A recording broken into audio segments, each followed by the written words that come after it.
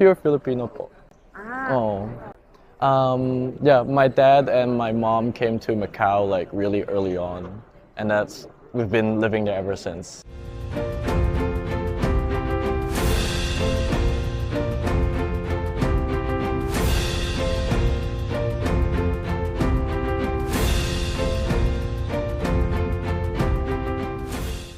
Yung story is, yung prince is supposed to go up this tower to find this magical rose. And when he's climbing up this tower, there's monsters like mushrooms. He has to fight them off to find the rose bushes.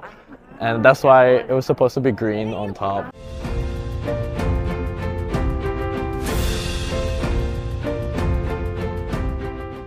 Yung fire yan eh. And then, at first, nagputol. And I was like, oh, okay lang.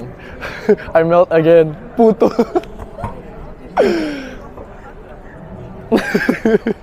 Yeah. This time, I think, it's a lesson for me to learn because not practiced enough and most of my stuff kind of failed or like unluckily broke off.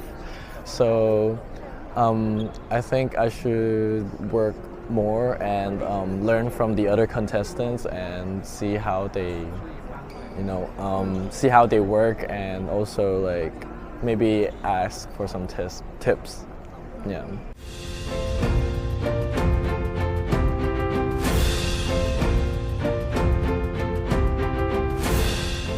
Maraming time siya and then gusto niya din sweet stuff, so always make cake and for my birthday and like my brother's birthday and yung sister ko.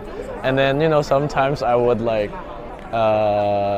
help her bake ganon kasi maraming time ako sa primary, so together mag-bake. And then until now my mom still bakes. Yeah. She just make mango float last week. Ganon.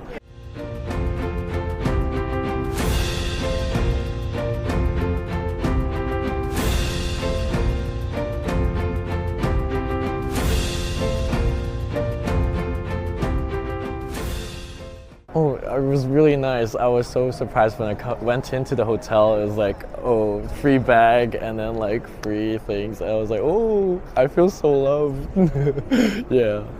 And then like free oh, they gave us a free panda and I was like, whoa. Yeah.